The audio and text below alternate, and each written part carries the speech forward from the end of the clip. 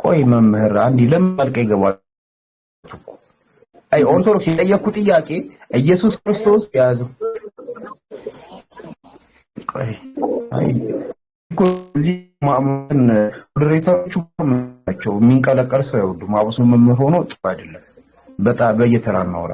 ኦርቶዶክስ ኢየሱስ ክርስቶስ የያዘው ስጋ የማርያም ስጋ ነው ወይስ አይደለም? ከማን ነው የወሰደው አይደለም ጥያቄ። ስጋው ራሱ የማርያም ነው ወይስ አይደለም? ማርያም ሰው አይደለች? ከማርያም የወሰደው የማርያም ስጋ ነው። ከስጋ ስጋ ከነፍስ ቃል ስጋ ሆነ ማለት ከቅድስት ድንግል ማርያም ስጋ እኮ አይደለም። እኔ ጠየቅኩ ስጋ ከማርያም ነው ስጋውን የወሰደው ወይስ አይደለም ሳይሆን ስጋው የማርያም ነው ወይስ አይደለም? ታዲያ የማን ነው? የራሱ አይደለም። የራሱ አይደለም። ኦኬ እሺ ልንገርክ ማሻ አንድ ነገር ላስቃብቱ ከተመጣለክ ሌላ ጥያቄ ልጠይቃለሁ። በኦርቶዶክስ ሃይማኖት ኢየሱስ ክርስቶስ የለበሰው ስጋ የማርያም ስጋ ነው፣ የራሱ ስጋ አይደለም። እሺ ጴንጤዎች ናቸው የራሱ ስጋ ነው ብሎ የሚያምኑት። ይሄንን ጠይቀን ምን አልኩ? ከቅድስት ማርያም ከስጋ ስጋ ከነፍስ ነፍስ ነስቶ ከሷ ወሰደው አይደለም። ስጋው ራሱ ነው። ስጋው ራሱ የማርያም ነው። ጃ እንዴት አዳምጠኝ ወይ አንዳንዴ ማለት ነው። አዳምጠኝ አንድ ጊዜ እኔም ማወራውን እንጂ ኢትዮጵያንት እንደዚህ ባል ምናምን ሳይሆን እኔ ትክክለኛ መጽሐፍ ቅዱስን አስተምሮ ነው ነገርኩህ። እኔ ምንድነው ያልኩህ? ኦርቶዶክስ ኢየሱስ ክርስቶስ ከማን ነው ስጋ የወሰደው አልክ? ከቅድስት ድንግል ማርያም አላልኩክም። ኢየሱስ ክርስቶስ በእናንተ ሃይማኖት ከስጋዋ ስጋ ከነፍሷ ነፍስ እንደወሰደ አውቃለሁ። ስጋው ከማን የወሰደው አይደለም። እኔ ጥያቄ እሱ ስጋው የማርያም ነው ወይስ የማርያም አይደለም? ከማርያም ማለት ከማርያም ስጋ ወሰደ ማለት ማርያም አይደለም።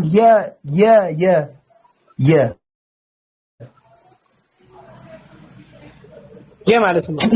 ጭንቅላትህ ያንተ ነው የእናትህ ነው? የኔ ነው። ስጋክ ያንተ ነው የእናትህ ነው? አሁን ለስጋ የኔ ነው፣ ግን ከእናትና ከአባቴ በስጋ ተወልጃለሁ። ትክክል። ኢየሱስ ክርስቶስ በምድር ላይ ሲመላለስ የነበረው ስጋ የማርያም ነው ወይስ የማርያም አይደለም? ከማርያም ተወለደ። የማርያምን ስጋ ከማሆን አይደለም። ስጋው የማን ነው? የማርያም ነው ወይስ የማርያም አይደለም? የቅድስት ድንግል ማርያም ነው እንዴ እኮ። ስለዚህ ስጋው ክርስቶስ የለበሰው ስጋ የማርያም ስጋ ነው አለቀ። ፍጹም ሰው ነው ይላል። ፍጹም ሰው ነው ማለት ሰው ነው ማለት እኮ። ሰው ነው አይደለም። የማርያም ጋር ነው ወይስ አይደለም? ጃ እንዴት አዳምጠኝ፣ እንዴት አዳምጠኝ። እድል ትሰጠኛለህ? ኤማ ልንገርህ፣ ላስረዳህ። እድል እያፈንከኝ ኢየሱስ ክርስቶስ ልንገርህ፣ ላስረዳህ። እማውቀውን ነገር ልደግምልኝ ስለሆነ እኮ ነው የምነግርህ። ኢየሱስ ክርስቶስ ከድንግል ማርያም ከስጋዋ ስጋ ከነፍስ ነፍስ ነስቷል አይደል? አለቀ በቃ። ሌላ ቁጥር ጨረስን። እኔ አሁን እሱ ሳይሆን ጥያቄ ማለት ነው ከስጋዋ ስጋ ከነፍሷ ነፍስ እንደነፍሷ ተግባብተናል። ኢየሱስ ክርስቶስ የያዘው ስጋ የማርያም ስጋ ነው ወይስ አይደለም? ቀይ ጥያቄ። ማርያም ሰዎች ከሰው ከልጅቷ ከሰው እንደሚወለድ ከልጅቷ ባለው ከቅድስት ድንግል ማርያም እንደሚወለድ ተነግሯል። የማርያም ልጅ ነው። ማርያም ልጅ ወለደችው። ስለዚህ አሁንም አልተግባባንም። ችግር የለውም። ኢየሱስ ክርስቶስ የለበሰው ስጋ ፍጡር ነው ፈጣሪ? ኦኬ። አልተፈጠረም። አይፈጠርም። ኦኬ። ስጋው በብሉይ ኪዳን የተነበረ መረጃ እስኪ ይኸው በሰፊው ከፈታ። እኔ ስለ ስጋው ነው የጠየኩሽ። ከፍተልሃለሁ። ስለ ስጋው ነው የጠየኩሽ። ስጋው ፈጣሪ ነው ብለኸኛል።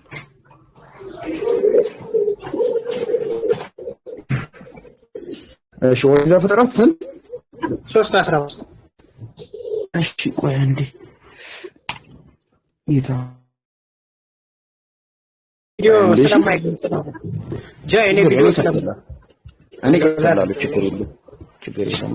አክሽን ኧረ የሆነ ባይብልም አገኘሁት።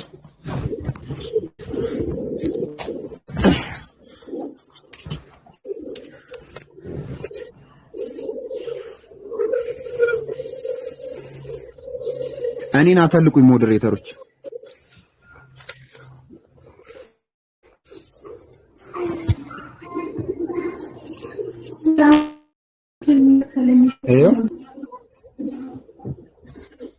አታ 3:15 በአንተና 15 ጀምሮ ያለው ነበር 15 በአንተና በሴቷ መካከል በዘሯና በዘሯ መካከል ጠላትነትን አደርጋለሁ፣ እርሱም ራስን ይቀጠቅጣል፣ አንተም ሰኮኑን ትቀጠቅጣለህ።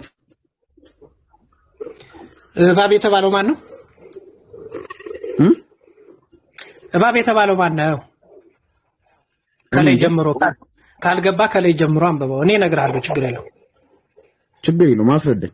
እኔ ጠየቅኩህ ስጋው በብሉይ ኪዳን ስለመኖሩ ነው። ስጋው በብሉይ አንድምታ ትርጉም ላይ ልነግርህ። ኦኬ፣ በጣም አሪፍ። ከላይ ስለያዝከው 14 ጀምሮ እግዚአብሔር አምላክም እባቡን አለው። ትንሽ ወደ ዘላላት በጣም አሪፍ። አይ በጣም አታብዛው። ይህን ስላደረግ ከእንስሳት ከምድር አራዊት ሁሉ ኦኬ፣ ለማንበብ ይቸግራል። ተለይቶ እንዳላደክም ነው ለአንብብልህ። እሺ፣ በጣም ችግር የለውም። ይህን ስላደረግ እንስሳት ከምድር አራዊትም ሁሉ ተለይተህ ከአንተ የተረገምክ ትሆናለህ፣ በሆድም ትሄዳለህ፣ አፈርም በሕይወት ዘመን ሁሉ ትበላለህ። በአንተና በሴቱ መካከል በዘርህና በዘሯ መካከል ጠላትነትን አደርጋለሁ፣ እርሱም ራስህን ይቀጠቅጣል፣ አንተም ሰኮኑን ትቀጠቅጣለህ ይላል። እንግዲህ ይሄን ልተርጉምልህ። እንግዲህ እዚህ ላይ ሰውና እባብ በጠላትነት ከዕለተ ምጽአት እንደሚኖሩ መግለጽ ነው። ለፍጻሜው ግን እባብ የተባለ ዲያብሎስ ዞሮቹ የተባለ አጋንንት ሲሆኑ በዘሯ የተባለው የድንግል ማርያም ልጅ ክርስቶስ ሲሆን በእርሱ ያመንን እኛ እንድናለን ማለት ነው። ስለዚህ ከዘሯ የሚባለው የጌታችን ኢየሱስ ክርስቶስ ነው ማለት ነው። በዘሯ መካከል የሚለው በዘርና በዘሯ መካከል የሚለው የሰዳም ያህል የሚኖረው ነው። ስለዚህ የድንግል ማርያም ልጅ ነው ማለት ፈጣሪ መሆኑን አወቅ ማለት እሱ አንድ ምንድን ነው የጠየቁት ጥያቄ? በዘፍጥረት ላይ አምላክ ስለመሆኑ ፈጣሪ ስለመሆኑ አምጣልክ። ኢና ሊላሂ ኧረ ተው እንዴ! አማርኛ እንደምናወራ እንድንጠራጠር እያደረጋችሁን እኮ ነው። ስጋው በብሉይ ኪዳን ስለመኖሩ ማስረጃ ስጠኝ እንዴ! አዳምጠኝ እንጂ አንዴ። በብሉይ ኪዳን ተወልዷል እንዴ? በሰው ስጋ ለብሶ ተወልዷል እንዴ? ፈጣሪ መሆኑን አይደል የጠየቀኝ? እንደሚወለድ ስጋው በብሉይ ኪዳን ስለመኖሩ ስጋው እንዴ ቅድስት ድንግል ማርያም እንደምትወለድ እኮ ነው የትንቢት ቃል እኮ ነው። በትንቢት ነበረ ድንግል ማርያም ወለደች። እዚህ ላይ የዝጥረት ቆይ አዳምጠኝ አንዴ ጃ ለጠየቀኝ አዳምጠኝ እንጂ የጠየቀኝ ምንድን ነው? ቆይ አዳምጠኝ ግራ ስለገባህ አዳምጠኝ። ለእኔ ተው ትርጓሜውንና እንትን የቃሉ አጠቃቀም ለእኛ ነው። መጀመሪያ በብሉይ ኪዳን ጊዜ አዳምጠኝ። የጠየቀኝ ስጋ መኖሩን አልክ። ስጋ መኖሩን ሳይሆን እንደሚወለድ ነው እየነገርኩህ ያለ። ጌታችን ኢየሱስ ክርስቶስ እንደሚወለድ ነው እየነገርኩህ። እኔ ደግሞ እሱን አይደለም የጠየቅኩህ። ኢየሱስ ክርስቶስ በስጋ በብሉይ ኪዳን ስለመኖሩ ማስረጃ ስጠኝ አልኩ ነበር። በስጋ የተገለጠው የዛሬ ምናምን ዓመት እኮ ተገለጠ። እንዴት አይነት ነው ነበረ? ወይኔ ከኔ መቼ ነው ብዬ አይደለም የጠየቅኩህ። በስጋ የተገለጠው መቼ አልተገለጠም? በስጋ አልተገለጠም። የዛሬ 2018 ከድንግል ማርያም አልነበረም። ድንግል ማርያም ከድንግል ማርያም ስጋው ከመወለዱ በፊት ስጋው ነበረ አልነበረም? ስጋው አልነበረም። ስትወለድ እሷ ቅድስት ድንግል ማርያም መወለድ ቆይ አዳምጠኝ እንጂ ልግለጽ። ቆይ ቅንነት ማለት ነው። በቅንነት ከሰጠኝ በቅንነት ላብረን ኦርቶዶክስ ንገርማ በጣም በቅንነት እየሰማሁህ ነው፣ ግን ያልጠየቅኩኝ እየመለስክ። አሁን ደግሞ ምን ነገር አለ መሰለህ፣ አንድ ጥያቄ ስትጠየቅ ጥያቄውን ተረዳክ ማለት በቃ ኦልሬዲ 30% ጨረስኩ ማለት ነው። አሁን እኔ የምጠይቅህ ሌላ፣ አንተ የምመልሰው ሌላ። ኢየሱስ ክርስቶስ በብሉይ ኪዳን ወይ አምላክ ስለመሆኑ ወይ ደግሞ ወልድ በብሉይ ኪዳን ስለመኖሩ ማስረጃ ስጠኝ አይደለም ያልኩህ። ገባካ? እኔ ያልኩህ ኢየሱስ ክርስቶስ የተገለጠበት ስጋ በብሉይ ኪዳን አለ ወይስ የለም? እያልኩህ እኮ ነው። ነገርኩህ እኮ ይኑር አይኑር አታውቅም። ይኑር ምን የለም እንጂ አልተገለጠም እንጂ እርግጠኛ ሆኜ ነው እንደሚወለድ ትንቢት ተነገር እንጂ ስጋው የለማ። ስጋ የሚባል በስጋ ቃል ስላልሆነ ማጋነን ስጋ የሆነ ስጋው የተፈጠረው ድንግል ማርያም ማህፀን ውስጥ አይደለም? ትክክል። ስለዚህ ስጋው ፍጡር ነው ወይስ አይደለም? ፍጡር አይደለም። ስጋው ፍጡር አይደለም ፈጣሪ መለኮት ነው። ምን ማለት ነው? መለኮት የመለኮትነትን ባህሪው ሳይለቅ የትፍሲትነትን ባህሪ ሳይለቅ ከአንድ ባህርና ከአንድ አካል ሆኖ በተአቅቦ ተወለደ ነው የሚባለው። ተዋህደ ነው የሚባለው። ስጋው መለኮት ነው አላልኩም። ስጋው እሺ ምንድን ፍጡር ነው? የተወለደልን ወልድ ነው። ወልድ ደግሞ ይወለዳል። ግብር ማን ነው? አይደለም። ኧረ ኦርቶዶክስ ስጋው ፈጣሪ ነው ፍጡር ነው? ወልድና ወልድ ከቅድስት ድንግል ማርያም ስጋ መለኮት ነው። አዳምጠኝ። እኔ ስማ ወልድ ምንድነው አይደለም ያልኩት። ስጋው ፍጡር ነው ወይስ ፈጣሪ? መለኮት የመለኮትነቱን ባህሪ ሳይለቅ ስጋ የስጋ ባህሪውን ሳይለቅ ተዋህደ ማለት ጠየቁ። ስጋው ፍጡር ነው ወይስ ፈጣሪ? ፍጡር ማለትማ ከወንድና ከሴት የሚገኝ ዘር ነው። ስለዚህ ፍጡር አይደለም እያልኩ እኮ ነው። አይደል? ፈጣሪ ነው ስጋው። ምን አይነት ጥያቄ ነው? ሁለት ነገር አልተፈጠረም እኮ ስጋና መለኮት ለየብቻ አልተፈጠሩማ። ቃል ስጋ ሆነ እንጂ ስጋው ፍጡር አይደለም አልከኝ። ፈጣሪ ነው። እሺ መልስ ልስጥሽ። የዮሐንስ ወንጌል ምዕራፍ 1 ቁጥር እኮ አውጣልኝ እንጂ መልስ ልሰጥ እኮ መልስ ልስጥ እዚህ ላይ። እሺ የጠየኩ ጥያቄ ምንድን ነው? ልመልስልህ አንድ ቁጥር 1 ነው የጠየኩ ጥያቄ። እስካወጣ ድረስ የጠየኩ ጥያቄ ምንድን ነው? በቅንነት ገብቶኛል። ጃኖ ማን ነው የሚያወራው? አንዴ ሚዩት አድርግና ጃቢር አይ ቲንክ ጥያቄን የተረዳ አይመስለኝም ሰውየው ማለት ነው። አንደኛ ደግሞ ማብራሪያ አይደለም የፈለከው ጥያቄ ነው። ጥያቄ ሾርት ኤንድ ፕሪሳይስ ነው። የስ ኦር ኖ ጠየቀው የነበረው ስጋው ፍጡር ነው ብለህ ስትለው የተፈጠረ ነው ይልሃል። ተመልሶ ፈጣሪ ነው ወይስ ፍጡር ነው ስትለው ፍጡር አይደለም ፈጣሪ ነው ይልሃል። እና አይ ቲንክ እንትኑ አልተመጣጠናችሁም። ጥያቄ መረዳት የመልስ ግማሽ ነው ይባላል። ቢያንስ ጥያቄን ቢረዳ ደስ ይል ነበረ። ከቅድም ጀምሮ ስናይ ነበርና አይ ቲንክ ታችም ሰዎች አሰልቺ እንዳይሆን ሰው ቀይርና አውራ የሚል ሪኮሜንዴሽን ያለኝ። ውሳኔ አንተ ነው፣ እንደ ሐሳብ ነው ያቀረብኩት። ያቢሮ ቀጥል። እሺ ኡስታዝ፣ እንትን በጣም ወደ 5 የሚሆኑ ነጥቦችን ኦልሬዲ ባለመግባባት ከአንዱ ማን ይረዳው እየተባለ እንትን ብለናል። ወይ ትንሽ ቁጭ በልና ያለውን ነገር ይሁንና እንቀጥላለን። እሺ ኦርቶዶክስ፣ አሁንም የጠየቅኩን ጥያቄ አንተ ኢየሱስ ክርስቶስ እግዚአብሔር ስለመሆኑ ነው ማስረጃ ልሰጠኝ ይሄድክ ያለው አይደል? እኔ በትክክል ነበር የመለስኩልህ። ስላቃተ መልስልኝ። እግዚአብሔር በሚያውቀው ስጋው ፍጡር ነው ፍጡር ነው የሚል አምጣ። ፈጣሪ ነው ስጋው ፈጣሪ ነው። አዳምጠኝ ድገምልኝ። ስጋው ፈጣሪ ነው። አዳምጠኝ። የተወለደልን ወልድ አንድ ደቂቃ ትሰጠኝ። 30 ሰከንድ ኖ ፈጣሪ ነው በለኝና በቃ ጨረስን። ስጋው ፈጣሪ ነው። 30 ሰከንድ ታባራለህ ካለበት ስጋው ፍጡር አይደለም እኮ ትሰጠኛለህ። ደቂቃ ትሰጠኛለህ።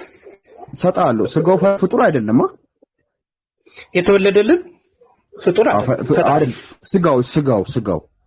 ስጋው አይላይም። ስጋና መለኮት የተዋሃደው ስጋና መለኮትን ለይተህ ማየት አትችልም።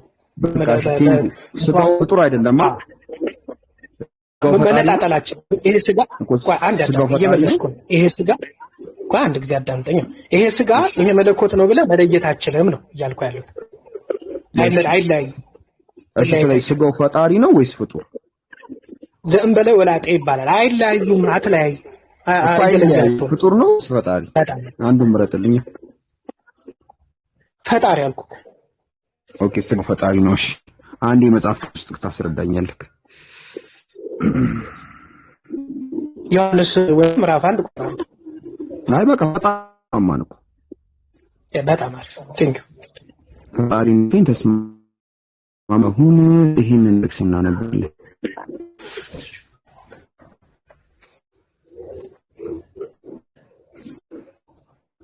ይሄንን ሳታወጣልኝ ግንጃ። አይ ተስማማን እኮ በቃ ተስማማን። ይሄንን አንብበው ሉቃስ ወንጌል ከነርሱም ድንጋይ ወርወራ የሚያህል ራቀ፣ ተንበርክኮም አባቴ ብትወርቅ ፍቃድ እያለ ይጸልይ ነበር አለ። እዚህ ጋር ሲጸልይ የነበረው ፈጣሪ ነው ወልድ ነው? እኮ ፈጣሪ ነው ምንድን ነው? ፈጣሪ ነው ተንበርክኮ ሲጸልይ የነበረው?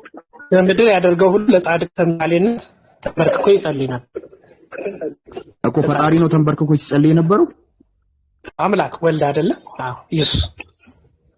ኦኬ ፈጣሪ ይጸልያል ወደ አባቱ። አብ ይጸልያል ወደ አባቱ ይጸልያል ነው ያልኩህ። ነው አብ ይጸልያል ማለት ያስ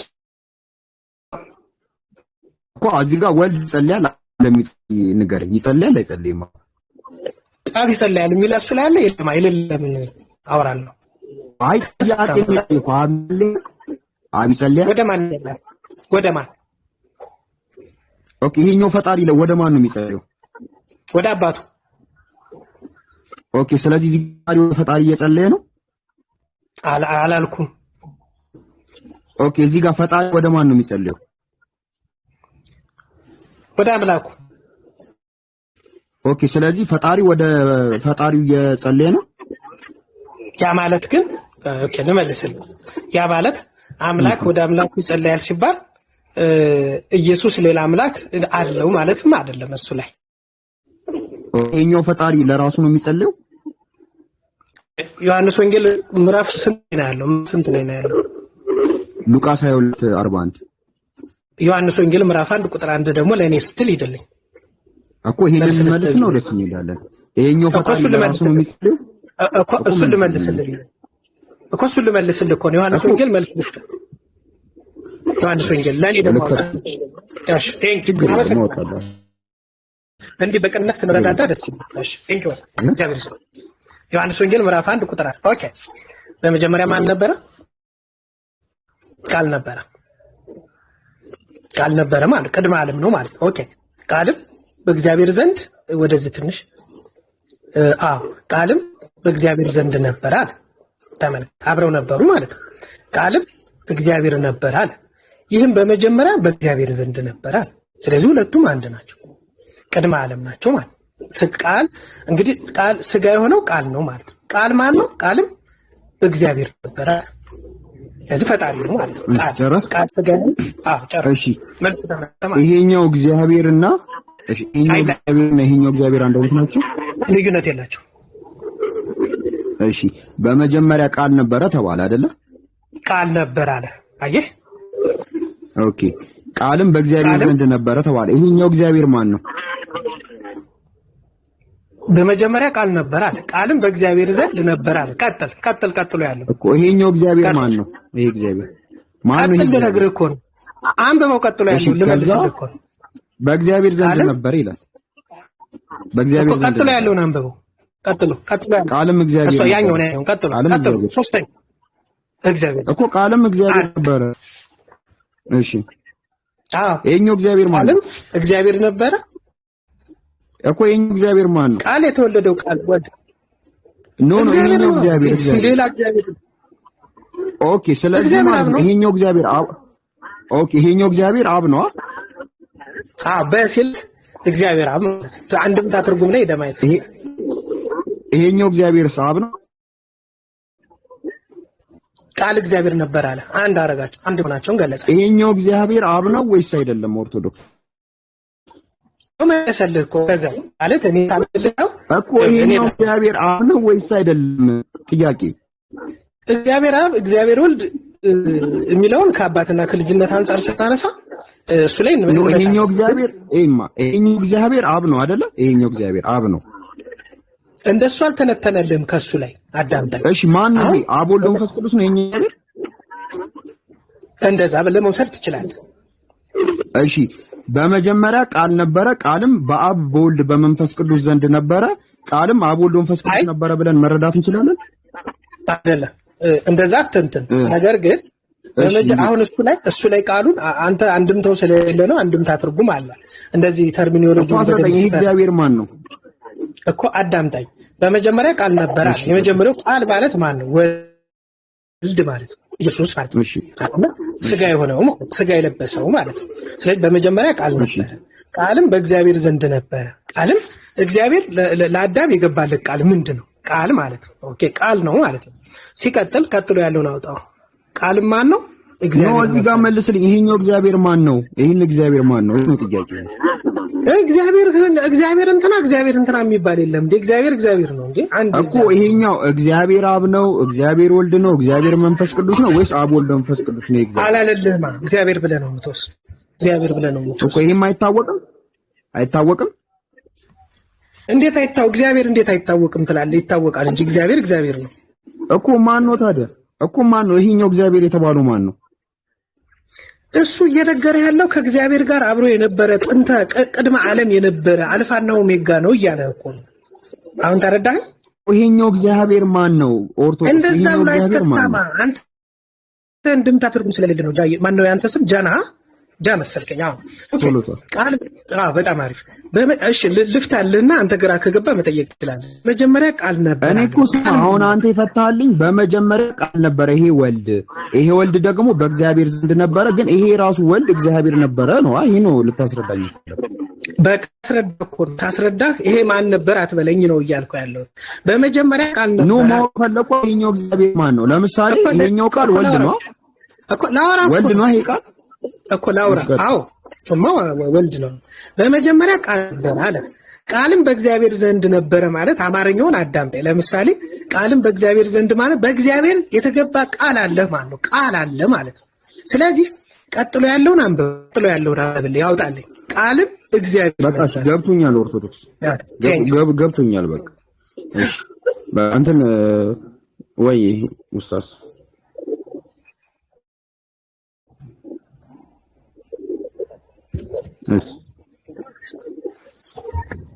የኦርቶዶክስ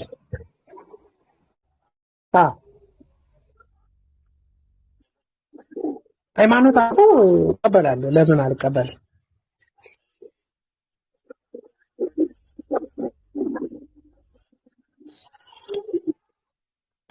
አውጣው። ብድ ላይ ነው ያነበብኩት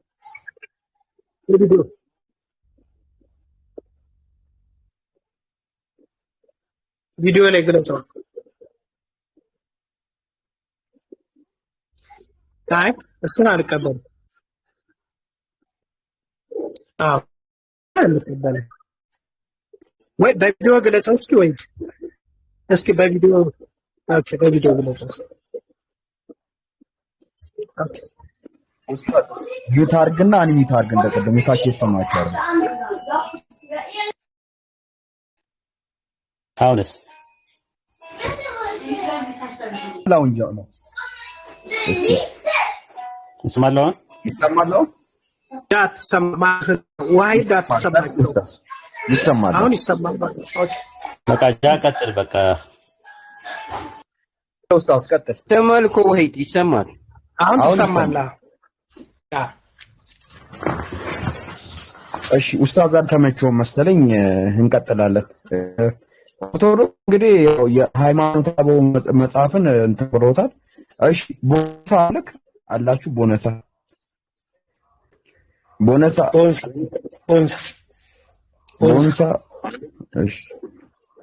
እሺ እኔ ጋር ፈልተህ ጃ አጠርስ። እኔማ እኮ በቃ ከኔ ጋርማ ጨረስን እኮ። እኔ ምን መሰለህ ግዴታ መግባባት የለብንም እና እኔ ልጠይቅህ።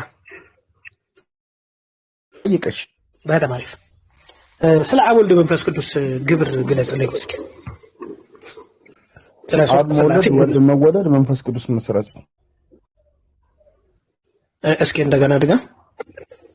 አብ ወላዲ፣ ወልድ ወላዲ፣ መንፈስ ቅዱስ ሰራጺ። አብ ወላዲን አስራጺ፣ አብ ወላዲ አስራጺ፣ ወልድ ተወላዲ፣ መንፈስ ቅዱስ ሰራጺ። ትክክል። የተወሰነ አስራጺ የሚለውን ነው የረሳው ማለት ነው። ኦኬ። ስለዚህ አብ ወላዲ ከሆነ አይወለድም። ስለዚህ ለአዳም ቃል የገባለት ማን ነው? እወለዳለሁ ከልጅ ልጅ እወለዳለሁ ያለው ማን ነው? እኔ አላውቅም። እኔ እሱን ቃል ራሱ አንብቤ አላውቅም። አይ ቅድም ስጠይቅ ስለሰማሁ ነው ይሄን ልመልስልህ ብዬ እኮ። ወልድ ነው ያለው ልትለኝ ነው? ቅድም ሳትግባቡ ስለቀራችሁ ማለት ነው እኮ። ወልድ ነው ከልጅ ልጅ ወልድ ያድናል ያለው። አብ እዚህ ጋር ጠቅሎ ነበር። ቃል ነበር። ቃል አልኩህ እኮ እንደዛ አትለያየ እኮ። አይደለም። አሁን እንትን አምላክ ነው አይደለ? ከልጅ ልጅ ተወልጄ አድንሃለሁ። ከባይብል ጥቅሱ ጋር እንደዛ የሚለው ጥቅሱን ያውጣልህ እግዚአብሔር። እሺ ኡስታዝ ምኑን ላውጣልህ? ከባይብል ጥቅሱን የትኛው? ከልጅ ልጅ ተወልጄ አድንሃለሁ የሚለው ቅድም ዘፍጥረት 3:15 ያለውን አምድንታ ትርጉም እያየሁ ነው የምነግርህ። ጥቅስ ከልጅ ልጅ ተወልጄ አድንሃለሁ የሚል ከዘርዘር እንዴ አይልም እንዴ? ቅድም ምን ይላል? ዘፍጥረት 3:15 ቀጥታ ከወሰድከው ላትረዳ ትችላለህ። ዘፍጥረት 3:15 እኮ ቀጥታ ጥቅስ ከልጅ ልጅ ተወልጄ አድንሃለሁ፣ ከልጅ ልጅ ተወልጄ አድንሃለሁ የሚል ጥቅስ አለ ቃል በቃል መጽሐፍ ቅዱስ ላይ። ለአዳም የገባለት ቃል ምንድን ነው እኮ? ከልጅ ልጅ ተወልጄ አድንሃለሁ የሚል ጥቅስ አለ ካለ አለ በዘር ማለት ነው። ችግር የለውም እኮ ከልጅ ልጅ ተወልጄ አድንሃለሁ የሚል ጥቅስ አለ ወይ? ኦኬ ቀጥታ ትርጉሙን ነው የፈለከው? ያ እኛ የማንዘሮች ነው። ከልጅ ልጅ ተወልጄ አድንሃለሁ የሚል ጥቅስ አይቆይ፣ እኛ የማንዘሮች ነው? የአዳም ዘሮች ነው። በስጋ አዳም ነን ማለት ነው። ስለዚህ ከአዳም እና ከሔዋን የተወለድን የዘር ዘር ነን ማለት ነው። የተለየ የሰው ፍጡር የአዳም አለ፣ የተለየ አዳም በምድር ላይ የተለየ አዳም ዘር ያለ አለ፣ ሌላ አዳም አለ እኮ። እኔ ጠየቅኩ ከልጅ ልጅ ተወልጄ አድንሃለሁ የሚል ጥቅስ አለ መጽሐፍ ቅዱስ ላይ? ቆይ እንጂ አዳም ልመስልህ ነው፣ ችግር የለም። እኛ አዳም ልጆች ነን። ኦርቶዶክስ አንድ ነገር ልንገርህ፣ እንዴት ማድረግ ትችላለህ መሰለህ? ቃሉ የለም ግን በተዘዋዋሪ ግን አምጥቼ ላሳይ ይችላሉ ማለት ሌላ መንገድ ነው። ቃል በቃል ከልጅ ልጅ ተወልጄ አድንሃለሁ የሚል ጥቅስ አለ ወይስ የለም? አሁን እኮ ልነግርህ ነበረ ማለት ዘፍጥረት ላይ አለ ቃል በቃል። አዎ ቆይ አዳም ከልጅ ልጅ ፈጣሪ ከልጅ ልጅ ተወልጄ አድንሃለሁ የሚል ጥቅስ አለ ወይስ የለም? የአዳም ዘር አዳም እንትናን ወለደ እንትናን ወለደ የሚል ዘፍጥረት የለ መጽሐፍ ቅዱስ ላይ? ከልጅ ልጅ ተወልጄ አድንሃለሁ የሚል ጥቅስ አለ ወይስ የለም? ከአዳም የልጅ ልጅ እኮ ነው። ከአዳም የትውልድ እኮ ነው። የዘር የአዳም ዘር ማለት እኮ። ሞዴሬተር ካላችሁ ሌላ ክርስቲያን አስገቡ። አዎ እንዳይተንም። ምክንያቱም እግዚአብሔር የጠየቀው ጥያቄ ምንድን ነው? አዳም ቃል ኪዳን ሲገባለት ከልጅ ልጅ ተወልጄ አድናለሁ የሚል ጥቅስ አለ ወይ ነው ጥያቄው። ዘፍጥረት 3:15 እና 16 የሚናገረው በአንተና በሚስቱ መካከል በዘርና በዘሯ መካከል ጠላትነትን አደርጋለሁ፣ አንተ ሰኮናውን ትቀጠቅጣለህ፣ እርሱ ራስን ይቀጠቅጣል። ምንም ሽታው የለም። ተወልጄ የሚል ነገር ፈጣሪ አላለም። እንደውም ባይሆን ዘር እንደሚያመጣ ነው የሚናገረው። ፈጣሪ በሴቲቱ በኩል ዘር እንደሚያመጣ እንጂ የሚናገረው ራሱ እግዚአብሔር ከልጅ ልጅ ተወልጄ አድናለሁ የሚል ነገር የለውም። ቤቱ አይመጥንም፣ ለእግዚአብሔርም አይመጥንም ራሱ ማለት ነው። በጣም ሞከርክ፣ በጣም ታገልክ በቅንነት ግን አይሆንም ማለት ነው። ኤሊ ዛፍ ላይ እንድትወጣ አትገደድም። ኤሊ መኖሪያዋ ታች ነው፣ ዛፍ ላይ አይደለም። ስለዚህ ዛፍ ላይ እንድትወጣ የማይቀድም በግድ ዛፍ ላይ ውጪ አንልም እኛ። ስለዚህ እግዚአብሔርን እናመሰግናለን። ጀዛከላህ ኸይረን ጀዛ። ሌላ ሰው አስገባና ሌላ ኦርቶዶክስ አስገባና እንተመል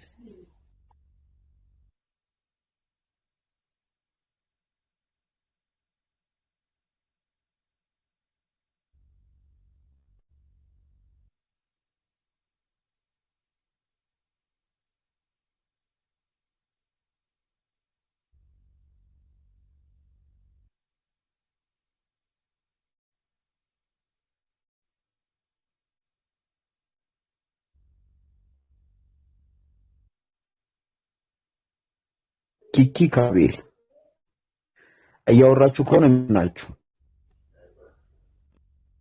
ኪኪ አስወራትና ሌላ ሰው አስገቡ፣ ሌላ ክርስቲያን።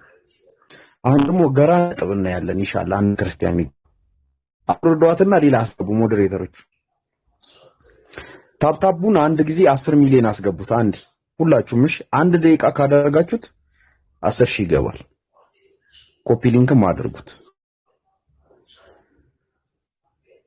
እሺ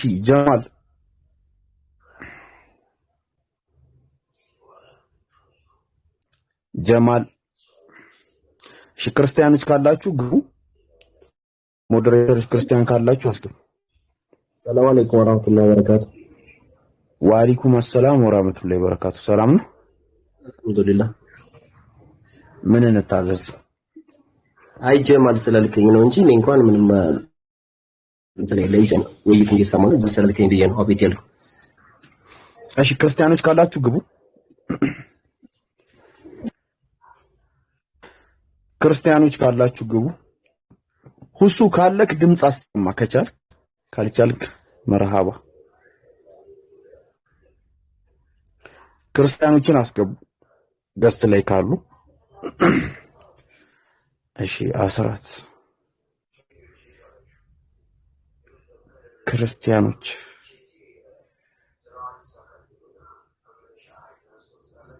ሞዴሬተሮች ክርስቲያኖችን አስገቡ። ታብታቡን አንድ ጊዜ 10 ሚሊዮን እናስገቡ።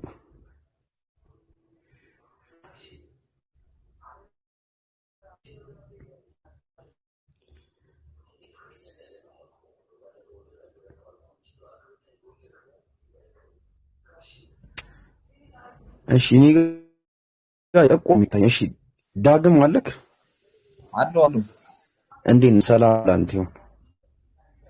ሰላም ላንተ ይሁን። ከየትኛው ቤተ እምነት ነህ? በቃ ላይ ትንሽ ቆይ ከክርስቲያን በሚለው ያዝልኝ። እሺ ማርያም እናት አላት? አላት። አዎ። የእናቷ ስም ማን ነው? ሐና። ኦኬ ሐና የልጅ ልጅ ሐና የልጅ ልጅ አላት። ጌታችን አለ። ኦኬ የልጅ ልጇ አምላክ ነው። ኦኬ በዚህ እያጠራህን ነው እንጂ እሺ በቃ ኦርቶዶክስ ነን ብዙም። እሺ ስለዚህ እግዚአብሔር ላይክ እንትን ሐና የልጅ ልጇ እግዚአብሔር ነው ማለት ነው። እንደ ስጋ ልክ ነህ። ኦኬ እግዚአብሔር ያታል እንደ ስጋ መወለዱ። ኦኬ አያት አለው እንደ ስጋ መወለዱ ልክ ነህ። ኦኬ እግዚአብሔር አያት አለው። እሺ አያት የሌለው እግዚአብሔር አለ? እኔ ያልኩ እንደ ስጋ መወለዱ ነው። እግዚአብሔር በነገራችን ላይ አንድ ነው። ስለዚህ እኮ አንዱ እግዚአብሔር አያት አለው። እግዚአብሔር ወልድ በስጋ በመወለዱ አያቱ የእመቤታችን እናትና አባት ናቸው እኮ። እግዚአብሔር አያት አለው ወይስ የለውም? እግዚአብሔር ወልድ አያት አለው። ኦኬ አያት የሌለው እግዚአብሔር አለ? እግዚአብሔር ወልድ አያት አለው። እግዚአብሔር አንድ ነው። ኦኬ እግዚአብሔር አብ አያት አለው? እግዚአብሔር አብ እሱ አባ እኮ አያት አለው የለም። ኦኬ ስለዚህ አያት የሌለው እግዚአብሔር አለ ማለት ነው። ነው አንድ ናቸው። በስጋ በመወለዱ አልኩ። ኦኬ በስጋ በመወለዱ ነው አያት ያለው እኮ እያልኩ ነው። እኛን ለማዳን በመምጣቱ በስጋ በመወለዱ በዘር ሐረግ ስለመጣ በስጋ አልተወለደም። ኦኬ ስለዚህ አብ እግዚአብሔር አይደለም? አብ እግዚአብሔር ነው። በስጋ ያልተወለደ እግዚአብሔር አለ? በስጋ የተወለደው ወልድ ሲሆን አዳምን ለማንሳት እንደሆነ ታውቃለህ መቼም አይደለም? እሺ ማርያም የእግዚአብሔር ልጅ ናት? ማርያም የእግዚአብሔር ልጅ ያሁኑን ርዕስ ጨርሰን ቆየ። እየቀጠለን እኮ ነው እያጣራ። እሺ ማርያም የእግዚአብሔር ልጅ ናት? እንዴት ማለት ልረዳው? ትንሽ ተጠራለ። እግዚአብሔር ልጅ አለው? እግዚአብሔር አለው። ኦኬ ስለዚህ የእግዚአብሔር ልጅ እናቱ ማርያም ናት? የእግዚአብሔር ልጅ በስጋ እኮ ገባኝ። እናቱ ናት? እመቤታችን። አዎ በመንፈስ ለአምላክነቱ እናት ናት? ለአምላክነቱ እናት የለውም አባት እንጂ። ኦኬ ስለዚህ ኢየሱስ ስንት ነው? ኢየሱስ አንድ ነው። ኦኬ ስጋው እናት አለው? ይሄ ነገረ መለኮት ሲሆን ሌላ ትምህርት ገባን ማለት ነው። ነገረ መለኮት ላይ ነው አሁን እየጠየቀኛል እኮ። ስጋው እናት አለው? ከስጋው ጋር ያለው ልዩነት ተረድተዋል? በቅድሚያ ተረድቼዋለሁ። ስጋው እናት አለው? በመወለዱ እመቤታችን ስጋ ነስቶ ነው የተወለደ እኮ። ስጋው እናት አለው? እንዴት ማለት? ስጋው እናት አለው?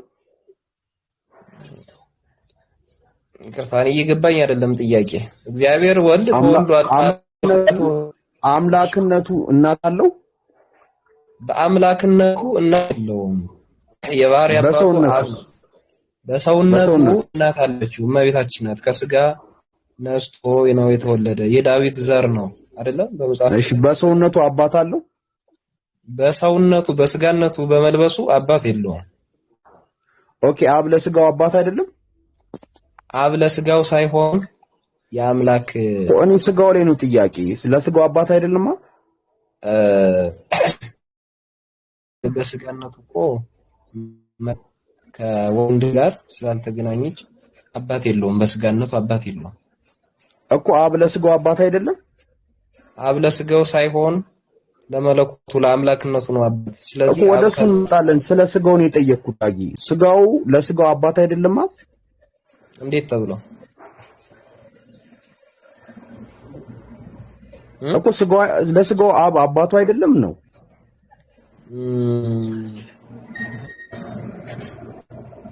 ለሱ አይደለም።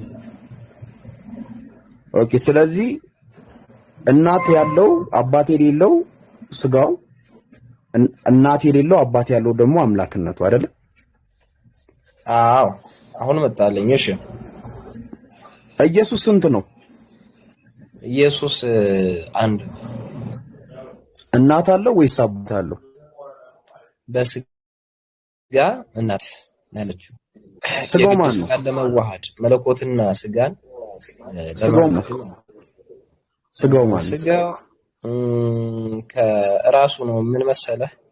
የአዳም ልብስ ነው ስጋን ሲተረጎም ማለት ነው። ልብሳችን የአዳም ልብስ ነው ለብሶ የመጣው ወደ ምድር ለመምጣት የግድ በስጋ መገለጽ አለበት። አየህ፣ በመለኮቱ መገለጽ ስለማይችል ነው ስጋን የለበሰ። ተርስተኛል? ኦኬ። ስጋው እሱ አይደለም ማለት ነው፣ ልብሱ ነው እኮ። አዎ፣ ስጋ ይሄ ነገረ መለኮት ያልኩ እዚህ ላይ ነው። መዋሃዳቸው ልክ እንደ ዘይትና እንደ ውሃ ነው እንጂ እንደ ስጋው እሱ አይደለም ማለት ነው። ስጋው እሱ ማለት እሱ ነው እሱ አይደለም ማለት አይደለም። በፍቃዱ ያመጣው ነው እኮ። ስጋው ማን ነው? ለምሳሌ እስኪ ከዚሁ ላይ አንድ ጥያቄን በጥያቄ ልመልስልህና አንድ ብረት ብታግለው ምንድነው የምንለው? አሁን ብረትነቱን ቀይሯል ወይንስ ፍም ነው የምንለው? ወይንስ በቃ የጋለ ብረት ነው የምንለው? የጋለ ብረት። ስለዚህ በቃ አምላክ ነው ማለት ነው። ስጋ ይለ አይ በቃ እስቲ እኔ ምንም አሚር ወይ ማሂር ቀጥሉ፣ ወይ መሲ ካላችሁ ቀጥሉ። እኔ በቃ ረጅም ሰዓት አወራሁ።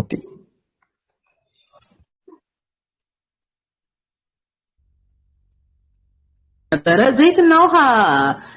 ዘይት ከላይ ይጣላል። ምክንያቱም የዘይት ፍግታ ከውሃ ፍግታ ይበልጥ። ዘይት ከላይ የሚጠልበት ውሃ ከታች የሚሆንበት በሳይንሱ መጀመሪያ ይቅርታ አቋረጥኩሽ። ችግር የለውም። መሰረት እባላለሁ። ከየት እምነት ነው? መሰረት እባላለሁ። መሰረት ሙስሊም ነኝ። የሐዋርያትነት ተከታይ ነኝ። ጥሩ። ስለዚህ ያቀረብቸው ያላቸው ምሳሌዎች በሳይንሱ አንደኛ የውሃው ነዝቱ እፍግታ ይባላል። አሁን ፈጣሪም በእፍግታ ነው እንዴ? እፍግታ የሚባል ተማርከም ሳይንስ ላይ ያስ ኤሌመንታሪ ነው እኔ ራሱ የተማርኩት። እፍግታ የሚባለው አስተምሮ ነው የሚቀጥላል። ያኒ እያደገ እንትኑ ይዘቱ እያደገ እየጨመረ ይሄዳል እንጂ እፍግታ ይባላል። ዘይት ላይ ውሃ ስትጨምር ዘይት ከላይ የሚንሳፈፈው የውሃ እንትኑ ሞለኪሉ ከዘይት ሞለኪል ስለሚበልጥ ነው። ስለዚህ አሁን የተንሳፈፈው የትኛው ነው? የአብ ሞለኪል ነው ብዙ፣ የወልድ ሞለኪል ነው ትንሽ። አሁን በሞለኪል ውስጥ እንትን ውስጥ ገባህ እኮ፣ ሳይንስ ውስጥ ገባህ እኮ። እፍግታ ውስጥ ገባ። አልገባውም የሆነ ያክል እና ካልገባ የዘይትና የውሃ አካል ዘይትና ውሃ አይቀላቀሉም። የማይቀላቀሉበት ትልቁ ምክንያት የዘይት እፍግታ ሞለኪውሉ ከውሃ ሞለኪውል እፍግታ ስለሚያንስ ነው። ሶ የትኛው ትንሽ የትኛው ትልቁ ነው? የትኛው የተንሳፈፈ የትኛው ነው ብዙ? አስረዳ። ጥሩ ጥያቄ ነው አሁን ያነሳሽልኝ። እና ያው መቼም ከመለኮት ስጋ ይበልጣል እንደማንል ማንም እናውቃለን። እና ከመለኮት ስጋ አይበልጥም። ሶ ኢየሱስ ያንሳል። ኢየሱስ ዘይቱ ነው፣ ውሃው ደግሞ እግዚአብሔር ነው ማለት ነው። አይ አሁን ድንቅ የመሰጠርሽ መስሎሽ ነው? ቆይ እስኪ ተረጋጊና። ላ የመሰጠርኩ አይደለም፣ ሪሊ ግልጽ ነው። ዳግም የምሬው ለዚህ ጋር እኮ በትክክል ማሰዳው የውሃ ሞለኪውል ብዙ ነው፣ የዘይት ሞለኪውል ትንሽ ስለሆነ ምንድነው ለዛ ነው የተንሳፈፈው። ሶ ምሳሌውን ስሰጥህ መቼም መለኮትና ስጋ እኩል ነው ማለት አይቻልም ማለት በዚህ ሂሳብ በቃ ኢሚዲየትሊ የተረዳሁት ስጋ ማለትም ክርስቶስ ከአብ ጋር እኩል እንዳልሆነ ነው የተናገርከው። ስለዚህ ወልድ በአብ ላይ የተንሳፈፈ ነው አይነት ምሳሌ ነው የሰጠው ዳግምዬ። እንግዲህ የራስን ንግግር ወደ ራስህ የተዋሃደው ወልድ ስጋና አብ መለኮት አይደለም የተዋሃደው ያልኩሽ። ወልድ መለኮት ነው፣ እግዚአብሔር ወልድ ነው ያልኩሽ። መጀመሪያ ቀስበይና ከዛ በኋላ እግዚአብሔር ወልድ አዎ እግዚአብሔር ወልድ ስጋን ለበሰ ነው እንጂ ያልኩን ኢየሱስን ለበሰ አይደለም፣ ስጋን ለበሰ ነው ያልኩት። ስጋ ደግሞ እግዚአብሔር ወልድ ብሎ ማለት እኮ የተወለደ እግዚአብሔር ማለት እኮ ነው ዳግምዬ። ቆይ እግዚአብሔር ወልድ ብሎ ማለት የተወለደ እግዚአብሔር ማለት ነው። በመለኮቱ በአብ ነው የተወለደ። ገብቶሻል? በመለኮቱ እሺ አሁን ኢየሱስ ነው እንግዲህ እግዚአብሔሩ ኢየሱስ ነው። ኢየሱስ እግዚአብሔር ነው። መለኮቱን ከእግዚአብሔር አብ ስጋው ደግሞ ከማስዶ አንድ የሆነ አካል ሰራ ነው። ያኔ ልገዝን እሱ ዓለም ከተፈጠረ በኋላ ዓለም ከመፈጠሩ በፊት ወልድ እግዚአብሔር አለ ባላክነቱ። አዳም ከወደቀ በኋላ ስጋን ለብሶ የታል መረጃው? ቆይ እግዚአብሔር ወልድ ዓለም ከመፈጠሩ በፊት ነበረ የሚል የታል መረጃው? ቆይ አምላክ እንዳለ ታምኛለሽ አይደል አንቺ? አምላክማ ጥንትና ጧት የነበረ ያለ እኮ ነው። ከኔ ጋር ማን ነበረ እያለ ራሱ እግዚአብሔር የብሉይ ኪዳን ላይ ያለው የአይሁዶቹ አምላክ ይዝታል። ከኔ ጋር ማን ነበረ ይላል። አልፋ ኦሜጋ የተባለው ጥንትና ጧት የነበረው ብቻውን የነበረው አለ። እያወራ ያለው ስለተወለደው እግዚአብሔር ነው። ስለተወለደው እግዚአብሔር ወልድ ብሎ ማለት ከመቼ በኋላ ነው የተወለደ? አሁን እግዚአብሔር ወልድ ከተወለደ በኋላ እኮ ነው እግዚአብሔር ወልድ የተባለው። ሳይወለድማ እንዴት እግዚአብሔር ወልድ ይባላል እኮ? በነገራችን ላይ ቃላቱን ራሱ እንትን ያዙ። አዎ ወልድ ብሎ ማለት ከተወለደ ነው። ትጸንሻለሽ ወንድ ልጅም ትወልጃለሽ አለ። ከተወለደ በኋላ ወልድ እግዚአብሔር አብ የመለኮት የአብ የባህሪ አባቱ ነው። በመለኮት ተብለን እኮ ከሁሴን ጋር ያወራን ነበረ። ምንም አስቀድሞ ስለነበረ አይደለም እንዴ? አብ አባቱ ነው ብለን እኮ ተነጋግረን ተስማምተናል። ኦፍ ኮርስ አብ የሁላችንም አባት ነው አለ። የአባትነቱ ለዘላለም የሚኖር ነው። የሱ አባትነት የሚቀርብ ምናምን አይደለም።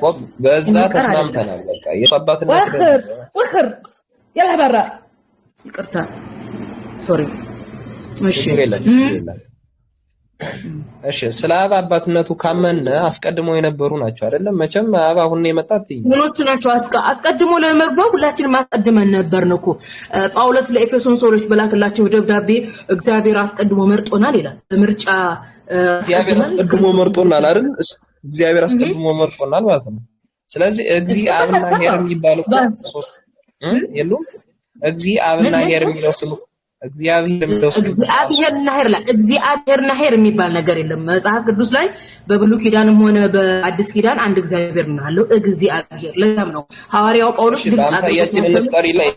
በአምሳያችን እንፍጠር ይላል አይደለም? ግን መልሽልኝ። ከዛ ያንቺን አስተካክለሻል እስከ መጨረሻው። ቆይ ችግር የለውም። አንድ ጊዜ እግዚአብሔር ብለህ ለሶስት ስለከፋፈልከው እግዚእና አብና ብሔርን ለመነጣጠል ስለሞከርክ እንደዚህ የሚል ሐሳብ የለም ብሉይ ኪዳን ላይ አይደለም። ለዚህም ቆይ ፈንትና ትበል ሙዳት ያዝ። ለዚህም ነው ሐዋሳ አድርጎ ሲያስተምር የነበረው ከእግዚአብሔር ከአባታችን ያለው። ስለዚህ የእግዚአብሔር ዕውቅና የተሰጠው ለአብ ብቻ ነው እንጂ እንደ መጽሐፍ ቅዱስ ተምሮ ከአብ ውጪ ማንንም እግዚአብሔር አይደለም። ከአብ ውጪ ማንንም እግዚአብሔር ተብሎ አልተጠራም። ራሱ ኢየሱስ ክርስቶስ ሌሎችም አካላት እግዚአብሔር ተብለው በፍጹም አልተጠሩም። አይ ከአብ ውጪ እግዚአብሔር ተብሎ የተጠሩ አካላቶች አሉ። ኢቭን እንኳን የማርያም ልጅ ኢየሱስ እግዚአብሔር ተብሎ ተጠርቷል ካልክ መረጃ አስጠን።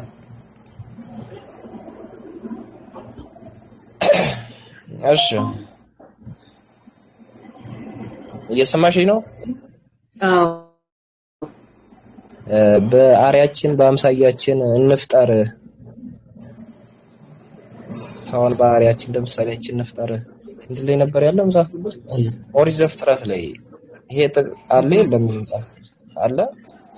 አሁን ወደ ኦሪት ዘፍጥረት ይኮ ለምኑ ነው? አሁን ስለ ወልድ እግዚአብሔር እያወራ ነበር እኮ ነው። አሁን እኮ ለዛ እኮ ነው ወልድ አስቀድሞ መኖሩን እኮ እያስረዱሽ ነው።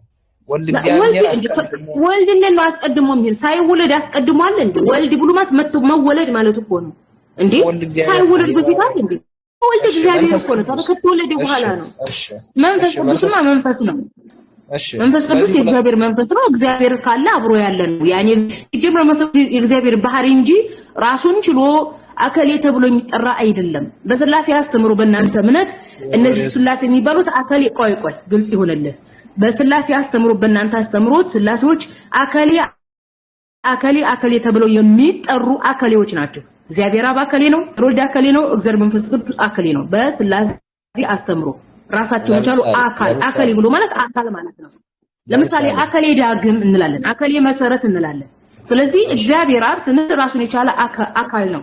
እግዚአብሔር ወልድ ራሱን የቻለ አካል ነው። በስላሴ ዶክትሪን አስተምሮ ማለት ነው። ልክ እንደ ትልቅ ዛፍ ማለት ነው አይደለም? እሺ ትልቅ ዛፍ አዎ፣ ለምሳሌ ሶስት ኦርጋን እንዳላቸው ማለት ነው። ይታለ ሶስትነቱን ማስረጃ ዛፍማ ግዙፍም ቢሆን የዛፍ ቅርንጫፍ የዛፍ ስር ነው የሚባለው። ስለዚህ ለምሳሌ ወይ የባህር ዛፍ ወይ የግራር ዛፍ ወይ የዋርካ ዛፍ ይባላል። እንደዛ ነው። ዛፉ አንዱ ባህር ዛፍ ሲሆን ራሱን የቻለ አከሌ የተባለ ዛፍ ነው።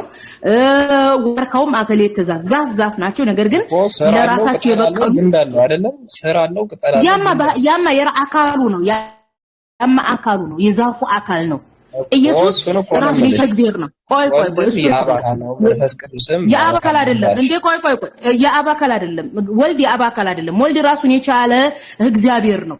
እግዚአብሔር ወልድ፣ እግዚአብሔር መንፈስ ቅዱስ፣ እግዚአብሔር አብ የተባለው በስላሴ ዶክትሪን አስተምሮ እኮ በሶስትነታቸው እግዚአብሔር ተብሎ ለብቻ የሚጠሩ ናቸው። ወልድም ለብቻው ይጠራል፣ መንፈስ ቅዱስም ለብቻው ይጠራል። ቆይ ከሱ ጋር እንጨርስ አይደለም የምትል ሚውት አድርግ። ቆሎዲስ አንድ ጊዜ ሚውት አድርግ ይኸውልህ። ስለዚህ አብም ለብቻው የሚጠራ ነው፣ ወልድም ለብቻው የሚጠራ ነው፣ መንፈስ ቅዱስም ለብቻው የሚጠራ ነው በስላሴ ዶክትሪን አስተምሮ። መጽሐፍ ቅዱስ ላይ ግን መንፈስ ቅዱስ ምንድነው? የእግዚአብሔር ባህሪው ነው። የእግዚአብሔር ባህሪ ነው። የእግዚአብሔር ባህሪ ከእግዚአብሔር የሚነጠል ነገር አይደለም። ክርስቶስ ግን ወልድ ነው። ወልድ መባል የጀመረው ከተወለደ በኋላ ነው። ሳይወለድ በፊት እንዴት ነው ወልድ የሚባለው? አንተ ሚስት ካረገዘች እስከምትወልድ ጥብቀህ ነው አይደለ ልጅ ተወለደልኝ የምትለው። ስለዚህ ትጸንሻለሽ። ቆይ በደንብ የተረዳሽው አይደል? አንተ ነህ ያልተረዳኸው። ሶስት የሚለው ነገር ይኸውላችሁ ቆራኒ ተረጋግቼ በደንብ ነው የማውቀው ስላሴን እኔ አስተምራችኋለሁ። ችግር የለውም። ካላወቃችሁት የራሳችሁን አስተምሩ። እሺ ምንድነው ሐሳብ? እሺ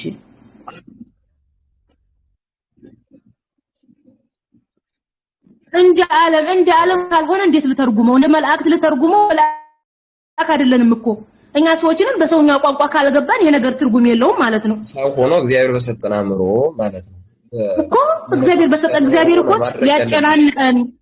ሊያጨናን የማናቀውን ነገር እኮ አይሰጠንም እኮ። በቃ በአእምሯችን እግዚአብሔር በሰጠን አእምሮ ምን ረዳው ማለት ነው። በመለኮት ተርጉሚው ምሽቆስሩ እኮ በጣም እሺ። እንዴት ልተርጉመው? እሺ በቃ በጣም ጥሩ። አሁን ወደ እኔ ያሳጣሽልኝ ማለት ነው። ስለዚህ አሁን ስለ አንድነቱና ስለ ሶስትነቱ ነው አሁን አንቺ ያልተረዳሽ። አንቺ አሁን ኢየሱስ ስለ ሶስትነቱ አሁን ስለ እግዚአብሔር ወልድ ነው እያወራን ያለ ነው። ስለዚህ ኢየሱስን እግዚአብሔር ወልድ ነው ብሎ እየሰበከ ቆይ ይኸውልህ ዳግምዬ ኢየሱስ እግዚአብሔር ወልድ ነው። ስለዚህ ሐዋርያት ኢየሱስን እግዚአብሔር ወልድ ብሎ የሰበኩበትን አሳየን። እግዚአብሔር ወልድ ያው የእግዚአብሔር ልጅ ነህ ብሎ እንኳን የተናገረውን የገለጸላችሁ ይሄን አልበሽም። ላ ችግር የለም።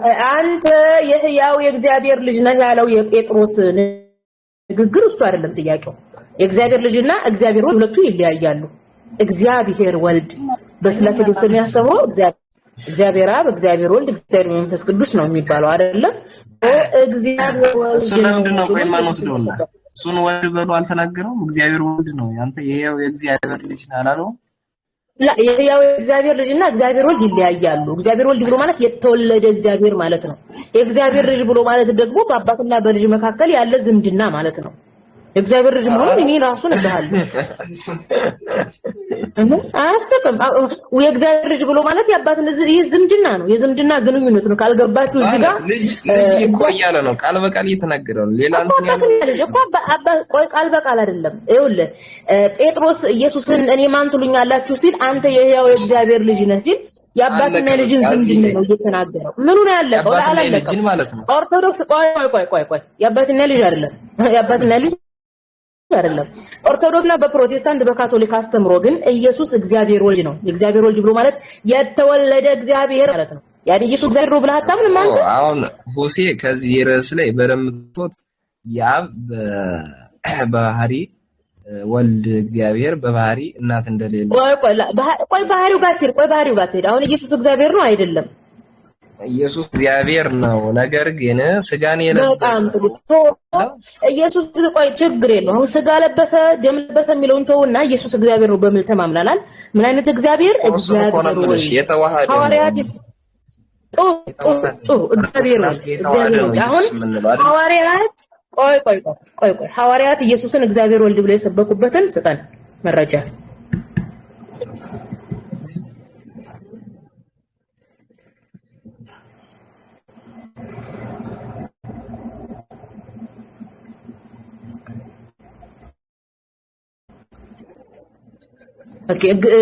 ኢየሱስን እግዚአብሔር ነው ብለኛል። ኢየሱስን እግዚአብሔር ነው ብሎ የሰበከ ሐዋርያት ነው። ኢየሱስን እግዚአብሔር ነው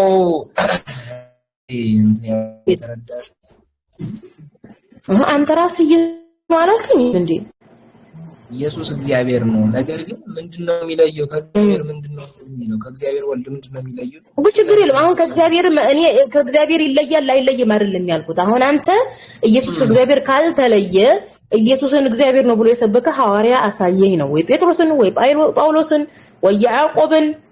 የትኞቹ ኢየሱስ እግዚአብሔር ነው እንደሰበከ አሳየኝ። ሐዋርያት ካልሰበኩ ግልጽ አድርጊውና እሺ በጣም ጥሩ። ኢየሱስ እግዚአብሔር ነው ብለህ ታምናለህ አታምንም? ኢየሱስ እግዚአብሔር ነው ወልድ እግዚአብሔር ማለት ካመንክ በጣም ጥሩ። ኢየሱስን እግዚአብሔር ነው ብለህ ቋደም ኢየሱስን እግዚአብሔር ነው ብለህ ካመንክ ወልድ እግዚአብሔር እሱን ስልህ መረጃ አምጣ ስልህ መረጃ አላመጣህም። ወልድ እግዚአብሔር የሚለውን መረጃ አላመጣ ስልህ ወደ የሚለው መጣሁ። ኢየሱስን እግዚአብሔር ነው ብለህ ታምናለህ ወይ ስልህ አዋልክ መረጃ ስጠኝ። አንተ ኢየሱስን እግዚአብሔር ነው ብለህ ስታመን የኦርቶዶክስ ቤተክርስቲያን ያለችውን ሰምተህ ነው ወይስ ከጳውሎስ አስተምሮ አንብበህ ወይስ ከጴጥሮስ አስተምሮ አንብበህ ወይስ ከዮሐንስ ከነሱ ያስተምራል? እሺ ሹፍ ወጣት እኔ እዚህ አድሚን ነኝ እንዴ? አድሚን አይደለሁም። ኮሜንት ግፈቶሽ ማሂሮ። ስለዚህ የኦርቶዶክስ ቤተክርስቲያን ከሐዋርያት የተለየ አስተምሮ ነው ያላት። ሐዋርያት ኢየሱስን እዚህ ጋር እንግዲህ ሰምተህ ካላወቅ እንግዲህ መርዶ ነው የምነግርህ። የኦርቶዶክስ ቤተክርስቲያን ከሐዋርያት እምነት ጋር ተመሳሳይ እምነት የላትም። ምክንያቱም ሐዋርያት ኢየሱስን እግዚአብሔር ነው ብለው አያምኑም። ኦርቶዶክስ ናት ኢየሱስን እግዚአብሔር ነው እያለች የምትሰብከው። እግዚአብሔር ሰው ነው፣ እግዚአብሔርን የሚፈራ ሰው ነው ብለው ነው የሚሉት። ማለት ነብይ አድነሽ ኮሜንት ትሰጡ ነብይ ነው ነብይ ነው። ነብይ አይደል እግዚአብሔርን የሚፈራ ነብይ እኮ ነው። እግዚአብሔርን የሚፈራ እግዚአብሔርን የሚታዘዝ እግዚአብሔር ትሁት የሆነው እዚህም እኮ ነው ወንጌል ትህትናን ከክርስቶስ ተማሩ የሚለው። ትህትናን ከክርስቶስ የምንማረው ምንድነው? እግዚአብሔርን እንዴት እንደሚፈራ እግዚአብሔርን እንዴት እንደሚታዘዝ ዮሐንስ 15 አንቀጽ 10 ላይ እግዚአብሔርን እታዘዛለሁ በእግዚአብሔርን ፍቅር እኖራለሁ ብሏል ኢየሱስ ክርስቶስ። ስለዚህ ከክርስቶስ ትህትናን ተማሩ ሲባል ክርስቶስ እግዚአብሔርን እንደሚፈራው እግዚአብሔርን መፍራት አለብን። ክርስቶስ እግዚአብሔርን እንደሚታዘዘው መታዘዝ አለብን። ምክንያቱም ክርስቶስ ምን ያደርግ ነበር? ለእግዚአብሔር ይዘምር ነበር። ለእግዚአብሔር መዘመር አምልኮ ነው። መዝሙር አምልኮ ነው። መጽሐፍ ቅዱስን ብታዩ ለኢየሱስ ማቴዎስ ላይ ምን ይላል? ማቴዎስ ላይ ምን ይላል? ሉቃስ ላይ ምን ይላል?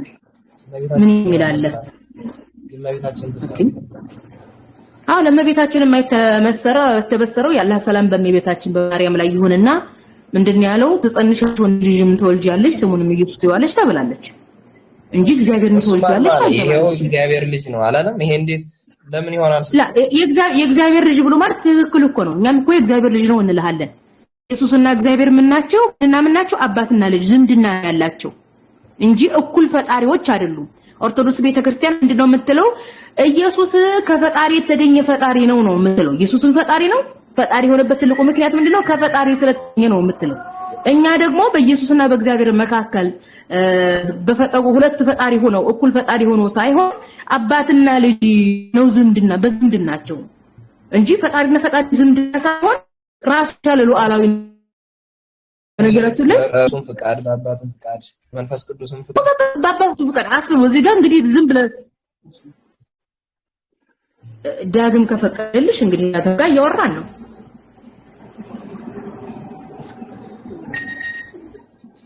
እስኪ በዙሪያ ነው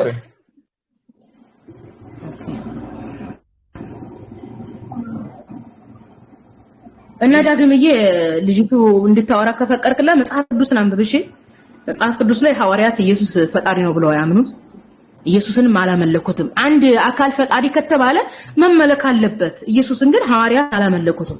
ለምሳሌ የያዕቆብ ወንጌል ላይ ብትሄድ ምን እንደሚል ታውቃለህ?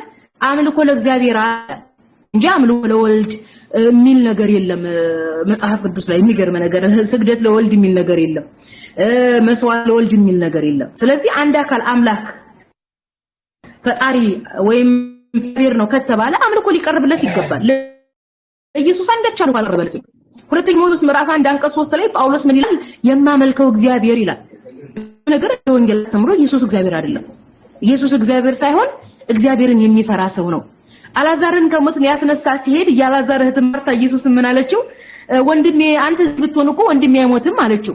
እና ኢየሱስ ምን አለችው? እግዚአብሔርን ለምን እናስነሳልኝ ነው ያለችው እንጂ እና ወንድሜን አስነሳ አንተ ፈጣሪ ስለሆንክ አለችው። ስለዚህ እኛ ኦርቶዶክስን ቤተክርስቲያን ሳንምናምነው ነገራችን ላይ ልመናው ያለም ልመና ነው። ይሄን ብትረጂ ግን ጥሩ ነው። በርግጥ አንድምታ ትርጓሜ ስለማትማሩ ነው አንድምታ ትርጓሜ ቆይ ዳግምዬ ቆይ አንድምታ ትርጓሜ የኦርቶዶክስ ቤተክርስቲያን ራሷን የሚመስል ነው እንትን ያለችው እንጂ መጽሐፍ ቅዱስን ወይ ወንጌሉን በእናንተ አስተምሮ እንኳን ሄድም አይደለም። በእናንተ አስተምሮ ሄድም እኔ ወንጌልን እየተናገርኩ ያለሁት የተቀመጠበትን ይዘቱን ነው ኮንቴንት ነው። የወንጌሉን ኮንቴንት ነው እንጂ የተናገርኩት የራሴን አይደለም። የኦርቶዶክስ ተዋህዶ ቤተክርስቲያን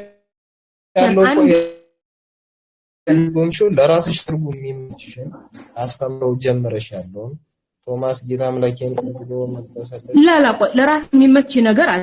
ለራስ የሚመች ነገር ወንጌሉ ማለት የፈለገው ነው እየተናገርኩ ያለሁት። የኦርቶዶክስ ተዋህዶ ቤተክርስቲያን አንድምታ ትርጓሜ ዮሐንስ ወንጌል ምዕራፍ 20 ቁጥር 28 ላይ እስኪ ያለውን አንብቢው እስኪ የጻፉት ነው። እሱ ቶማስ አምላኬ ጌታ የሚያለውን ከዛ በፊት ቶማስ ዮሐንስ 28 ከሚዳችን ቆይ ከላይ ጀምረን እናንብበው። አሁን እዚህ ጋር ማውጣት ተርጉሚው ዝም ብለሽ ተርጉሚውና ከዛ መጨረስ ልተርጉምልህ። አሁን እንዴት ነው እዚህ ጋር የሚተረጉመው?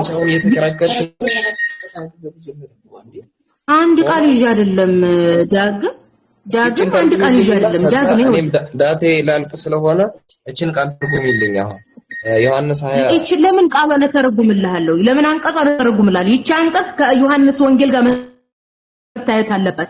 ዮሐንስ ይችና 28 ለምን ፈታልሃለሁ? ይሄን በመጀመሪያ ዳግም ቆይ አትበሳጭና አዳምጠኝ። ዮሐንስ ያን ሙሉ ማንበብ አለ። ዳቴ ሊያልቅ ስለሆነ ለዛ ነው ምን እየተሰጠ ካላዳመጥከኝ እንዴት አወራለሁ? ዮሐንስ 28ን ብቻ ይዘን መሮጥ አይቻልም፣ ነውር ነው። ዮሐንስ ወንጌል ሙሉን የዮሐንስ ወንጌል ማወቅ አለብን። ይኸውልህ ታውቃለህ፣ ሙሉን የዮሐንስ ወንጌል ማንበብ አለብን። ይሄን ፍቺውና ከዛ ያን እንሄዳለን። ዮሐንስ ወንጌልን ካላወቀን ቆይ የዮሐንስ ወንጌልን ካላወቅን ይችን አንድ አንቀጽ ይዘን እንዴት ነው ሌላ ሃይማኖት የምንመሰርተው? እንዴት ነው ይችን አንድ አንቀጽ ይዘን እንመሰርተው? ወደዛ እንሄዳለን። ተርጉም ዮሐንስ 20:17 ምንድነው ብሎ ራሱ ኢየሱስ ክርስቶስ ወደ አምላኬና ወደ አምላካችሁ ነው ያለው። ኢየሱስ ወደ አምላኬና ወደ አምላካችሁ እንደዛ ነው 28 ላይ ወስደን ኢየሱስን ፈጣሪ የምናደርገው መጽሐፍ ቅዱስ ተሳስቷል እያልሽ ነው? ምንድነው? መጽሐፍ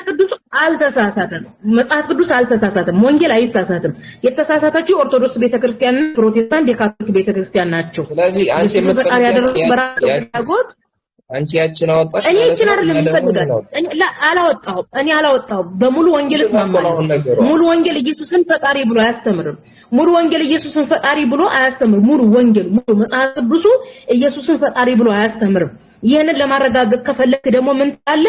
ከዘፍጥረት እስከ ዮሐንስ እግዚአብሔር ተብሎ የተጠራው አብ ነው። ኢየሱስ አንድም ቦታ እንኳን እግዚአብሔር ተብሎ አልተጠራም። ታውቃለህ?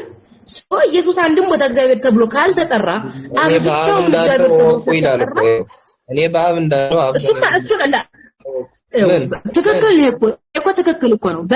በኔ አብ እንዳለ ሲል ኢየሱስ ክርስቶስ የፈጣሪን ስራ እየሰበከ ነው። እኛ ኢየሱስን ሐሰተኛ ነው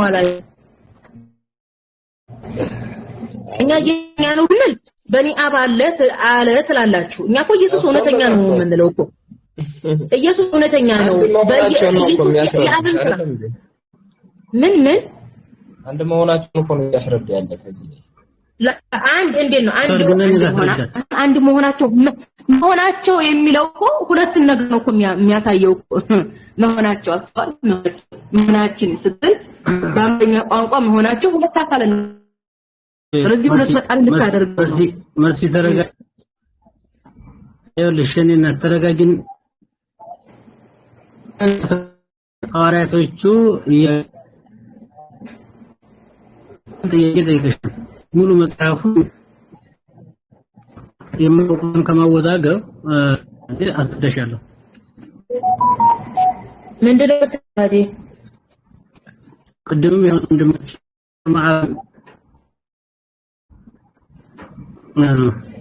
ሐዋርያቶቹ እግዚአብሔር ነው ብለው ወይ አምላክ እንደሆነ ሰብከው ወይ የሚል ጥያቄ አዎ ኢየሱስን እግዚአብሔር ነው አያምኑም። መሲ ይሰማሻል? ይሰማኛል። ቆይ አንድ ጊዜ ወንድም ሶንጌ ምዕራፍ 20 ቁጥር 28 ቶማስ ጌታ አምላኬ ብሏል። ጳውሎስ ወደ ሮሜ ቆይ አንድ ጊዜ አዲ የኔ ጋይሶች እኔ ይሰማለሁ እንዴ? ወይ ነው የሚቆራረጠው? አዲ ኔትወርክ ይቆራረጣል አንድ ጊዜ ነው እንዴ?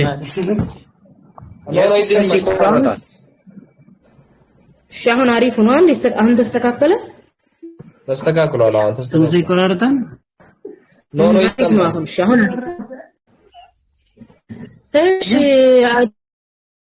ቀጥል። አሁን አሪፍ ሰው ነው የቀረው። እሺ ደግሞ ታርግ በቃ ጥያቄ ያነሳሽው ኢየሱስን እግዚአብሔር ልጅ ነው ብለው ኦኬ ኢየሱስ የእግዚአብሔር ልጅ ነው ብለው ሐዋርያቶቹ ሰብከው ወይ ኢየሱስ ክርስቶስ እግዚአብሔር ነው ወይ የሚል የጠየቅሽ ቀድሞው ማለትም ቅድመ ዓለም እንዴት ቅድመ ዓለም እግዚአብሔር ጋር ማለት ኢየሱስ ክርስቶስ ቅድመ ዓለም ኢየሱስ እኛ አምላካችን እግዚአብሔር ብለን እናምናለን። መንፈስ አራአድ ኔትወርክ ምንድነው ነው መጥቶ ስጋ የለበሰ ሐዋርያቶች ሰብከው የሚለው ነገር አረ ቆየን ሰውዬ ምንድነው ኔትወርክ ምንድነው? ቆይ እንዴ ኔትወርክን አስተካክል። አዴ አይሰማም ሲል ይሰማል። ጎበዝ ሲያወራ ይቆራረጣል። ምን አይነት ነገር ነው?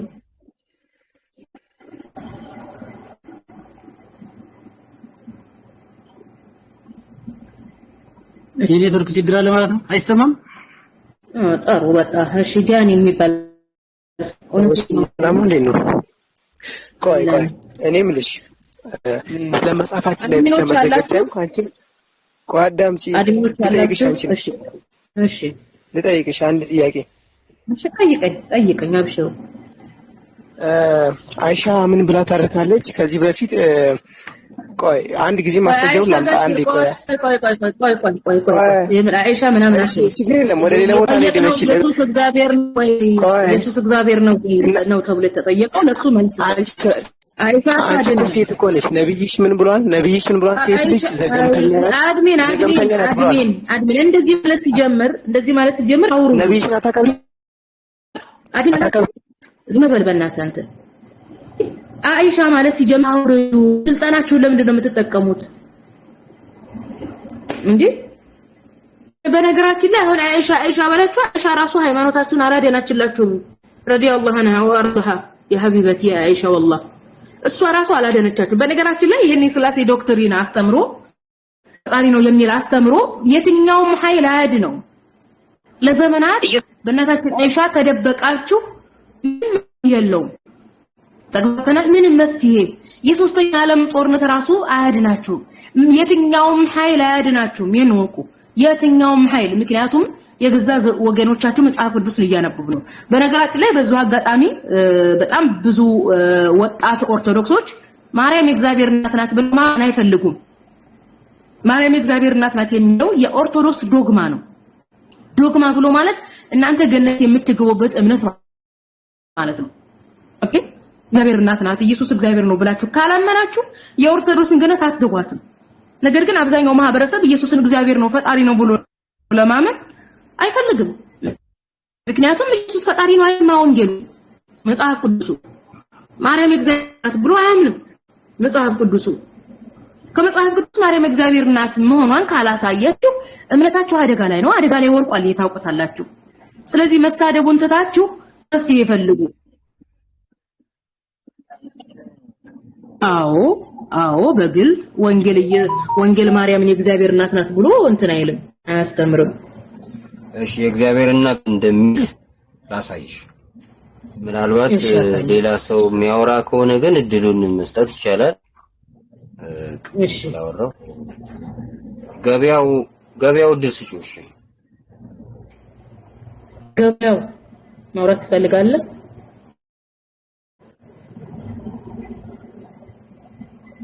አቶ ገበያው እሺ አቶ ገበያው ማውራት አይፈልጉም። እንደዚህ ሰው ገብቶ ዝም ሲል ምናልባት ሪፖርት ሊያደርግ ስለሚችል አድሚኖች ወደ ስራችሁ ትመለሳላችሁ። እውነተኛው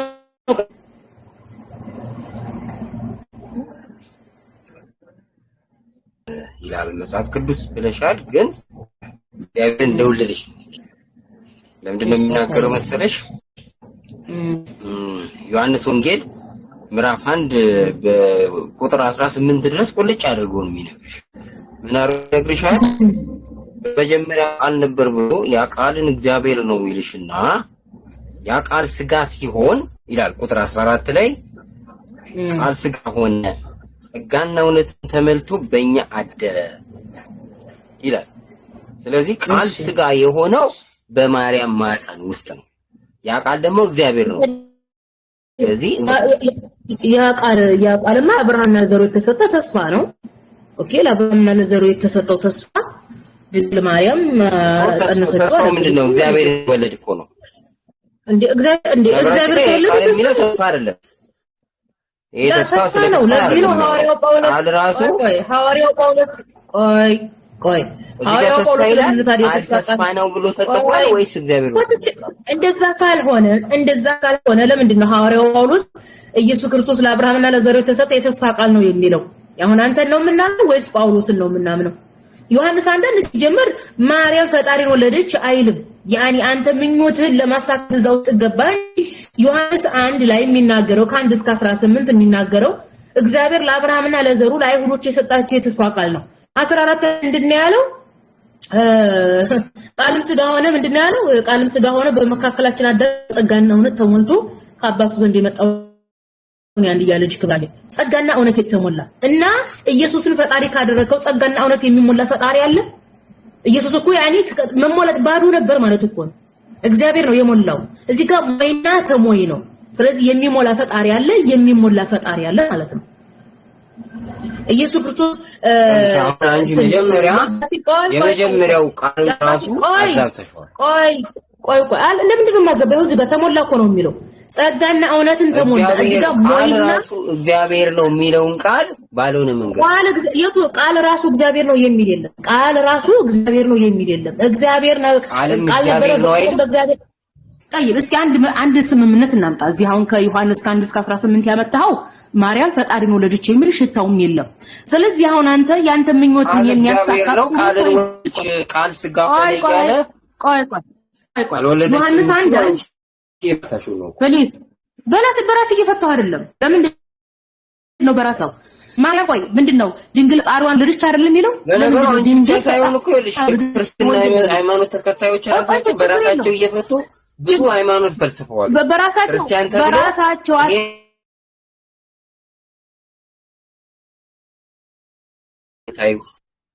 ወለደችው።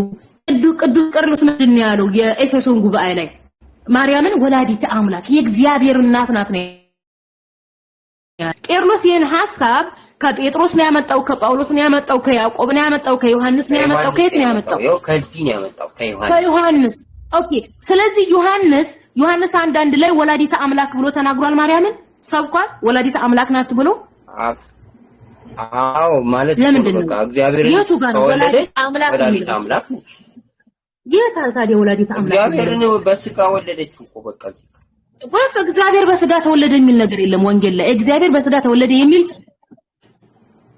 መስያፉ በይ እዚህ ቤት አዲስ አድሚን መጣችኋል ነው ሁሉ የበላይ ሆኖ የተባረከ አምላክ ነው ይላል ሮሜ 8 ሮሜ 9 አዲስ አድሚን እዚህ ቤት መጥቷል። ኮሜንት ኦፍ እና ኦን ለማድረግ የሚለማመድ ምን ሆናችሁ ነው? ባለ የተሳደበን ሚዩት አድርጉ። ከዛ ውጪ ግን ኮሜንት ኦፍ አታድርጉ። ምን ኦኬ ሁሱ ኢንሻአላህ አድሚኖችን ማኔጅ እንዲያደርግ እንነግረዋለን። ኦኬ ጥሩ ነው። እሺ እውነተኛውዬ ወዴት ነው የሄድከው? ወደ ሮሜ 9:5 ይሄዳል። ወላዲተ አምላክ ወይም ድንግል ፈጣሪን ወለደች የሚል አንዳችን ማስተምሮ የለም። ዮሐንስ ላይ ያመጣው ለአብርሃምና ለዘሩ የተሰጠ የተስፋው ቃል ነው። ለዛም ነው የተስፋው ቃል ከተወለደ በኋላ ጸጋና እውነትን ተሞልቶ በእኛ አደረ ያለው። ስለዚህ ጸጋና እውነትን በማላይ ሞልቷል፣ በኢየሱስ ላይ። ጸጋና እውነት የሚሞላ ደግሞ ፈጣሪ የለም። ጸጋና እውነት ማላይ ነው ያለው፣ ከእግዚአብሔር ዘንድ ነው ያለው። ጸጋና እውነት የሚሞላ ደግሞ ምንድነው? ፍጡር ነው። ስለዚህ ክርስቶስ ምንድነው? ፍጡር ነው። ለዛም ነው እግዚአብሔር ጸጋና እውነት የሞላበት። ስጋም በለው ደምም በለው ኢየሱስ ክርስቶስ በፈጣሪ ጸጋና እውነት የተሞላ ነው። ስጋው አላለም ሲጀመር ያ ቃሉ ሆነ ይላል። ጸጋና እውነት ተመልቶ በእኛ ደረ ቃል የተባለው ለአብርሃምና ለዘሩ የተሰጠው ነው። ለዛም ነው ሐዋርያ ሥራ ምዕራፍ 13 አንቀጽ 23 ላይ ምንድነው ያለው? እግዚአብሔር በገባው ቃል መሰረት ከዚህ ሰው ዘር ማለትም ከዳዊት ዘር ኢየሱስን መድኃኒት አድርጎ አመጣልን ይላል። ምን አለ? እግዚአብሔር ምን ገብቶ ነበር? ቃል ገብቶ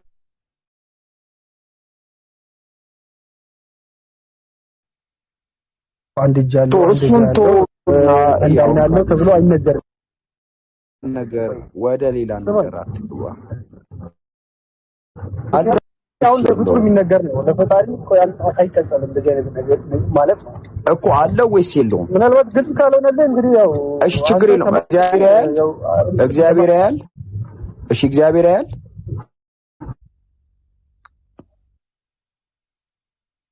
ልንናገር እንችላለን። በምን ጋር ካለው ከሪሌሽን እሺ በምኑ ነው የሚያየው? መለኮት በሁሉም ቦታ ያለ ነው። እንዴት በምኑ ነው እንዴት ትላለህ? የት ነው አይደለ? በምኑ ነው የሚያየው? ሁሉም ቦታ የሚገኘውን በምኑ ነው እንዴት ትላለህ? ቆይ አልገባኝም እኮ። በሁሉ ቦታ ይገኝ በምኑ ነው የሚያየው? ሲያይ በምኑ ነው ሲባል አሁን እሱን እኮ ነው የሚለው። አሁን ከፍጥረት ጋር ባለው መስተጋብር አንፃር አይናለው እኮ እግዚአብሔር በምኑ ነው የሚያየው? የማታውቀው ከሆነ አላቅም በል፣ ወይ የማይታወቅ ከሆነ አይታወቅም በል። ለምንድን ነው የምትጋጋጠው?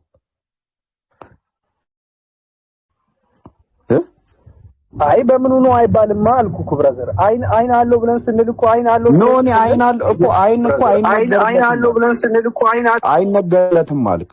ገባኝ። በቃ አለውም የለውም አይባልም። እሺ እግዚአብሔር በምኑ ነው የሚያየው? ቅድም መልሼላለሁ። አሁን 1 ሚሊዮን ጊዜ ደጋግሜ መልሼላለሁ እና አሁን ጥያቄ ልጠይቃችሁና በምን ነው የሚያየው እግዚአብሔር? ቆይ አንዴ ሴም አፕሮች እንትን ልበልና ከዛ በኋላ ኖ መልስልና እግዚአብሔር በምኑ ነው የሚያየው?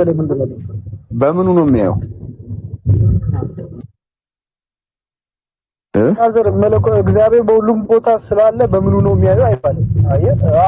አይን ያለው ለፍጡር ነው እንጂ ለአምላክ እንዴት አይን አለው እኮ? የለውም አይን። እግዚአብሔር በመለኮት በሁሉም ቦታ የሚገኝ ነው።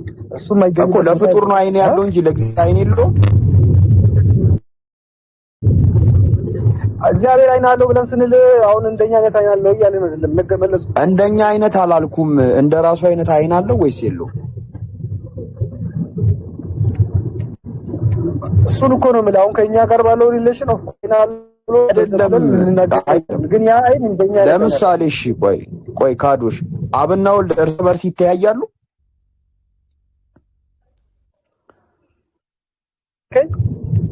አብና ወልድ እርስ በርስ ይተያያሉ? አይ ካለ ከመጽሐፍ ቅዱስ ጠቅሰህ ጠይቀኝ።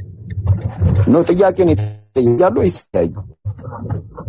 አይ ካለ ከመጽሐፍ ቅዱስ ጠቅሰህ ጠይቀኝ አለ። እኔ አላቅም። አይ እንደሚተያዩና እንደማይተያዩ ማወቅ ፈልጌ ነው። አብና ወልድ እርስ በርስ ይተያያሉ?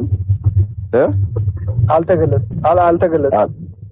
እሺ በቃ እስካሁን ያለውም ጥያቄ ዝም ብለህ ስትጋጋጡ ነው እንጂ አልተገለጸም። አቡኪ አይበቃንም? እሺ አሁን ልጠይቀኝ። በቃ ፐርፌክት። በጣም በቂ።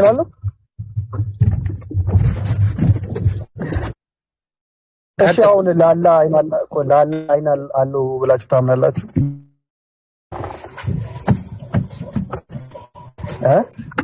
ልቀጥል? ሚውት ተምራል። ኦኬ ሚውት አድርግ። አዎ ለአላህ Subhanahu Wa Ta'ala እሱን በሚመጥን መልኩ ከማንም አካል ጋር ባልተመሳሰለ ሁኔታ ያለ እንዴታ አይን አለው ብለን እናምናለን ማለት ነው። አይን ብለን ደግሞ ብንጠራው ሲፈቱን ዛትያ ነው ብለን ነው የምናምነው። የአላህ Subhanahu Wa Ta'ala የራሱ ባህሪ ነው ብለን እናምናለን ማለት ነው። ሱረቱ ኒሳ ምዕራፍ 4 ቁጥር 58 ላይ አላህ Subhanahu Wa Ta'ala ኢነላሃ ኒዕማ የዒዙኩም ቢሂ ኢነሁ ካነ ሰሚዐን በሲራ ይላል። ስለዚህ አይን አለው ብለን እናምናለን። አባቶቻችንም ያንን ነው የሚያስቀምጡት ማለት ነው። ቀጥል።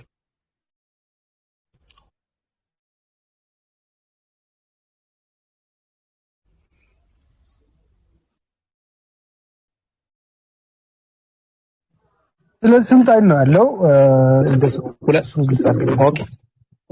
ሁለተኛ ጥያቄ ነው ስንት አይን አለው? አለው ብላችሁ ኦኬ። የመጀመሪያ ጥያቄ አላህ አይን አለው ወይ የሚል ነው። እኛም ማን ነው እግዚአብሔር አይን አለው ወይ ስንል አዎ አልተገለጠም ብለህ አስቀምጥ።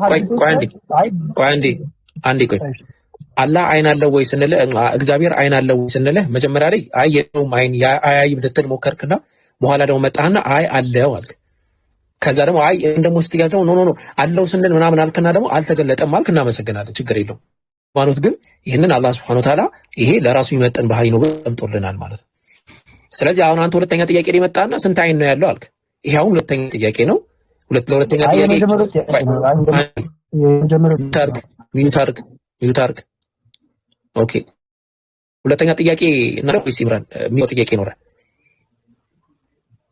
አኬዱ እንደዚህ በቃ እኛ ጥያቄ ጠይቅ ወይ ይጠይቅ እንችላለን። ያ ዳስ ኦኬ ቀጥል። እንጠይቀው ሁለተኛ ጥያቄ እንደዛም ይቻላል።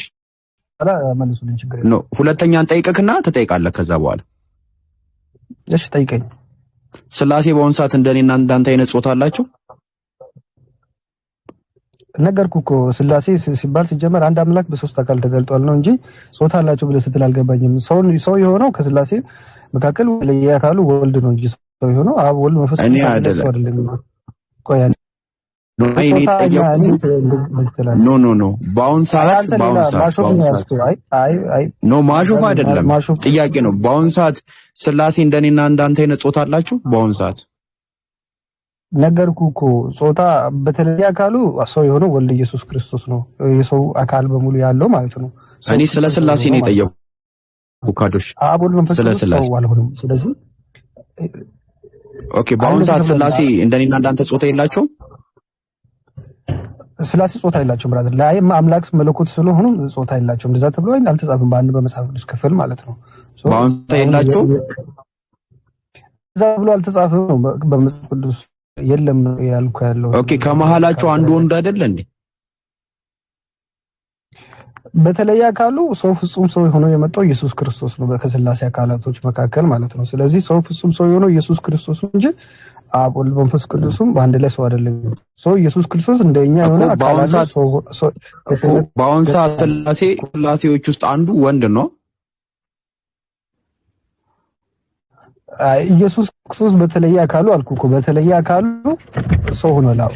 በተለየ አካሉ እኮ በአሁን ሰዓት ከስላሴ አንዱ ወንድ ነው ሰውትን ጨምሯል እኮ ወንድ ነው።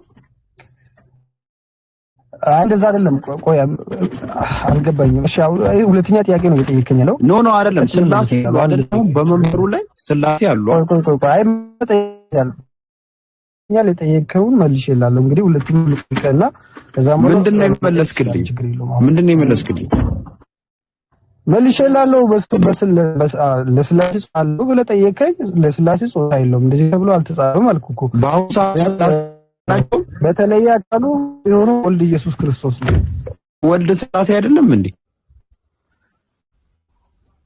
ተካሉ የመለስኩልህ በተለየ አካሉ ወልድ ኢየሱስ ክርስቶስ ሰውነትን ጨምሯል እኮ ሰውነትን ጨምሯል እንጂ ሰውነትን ጨምሯል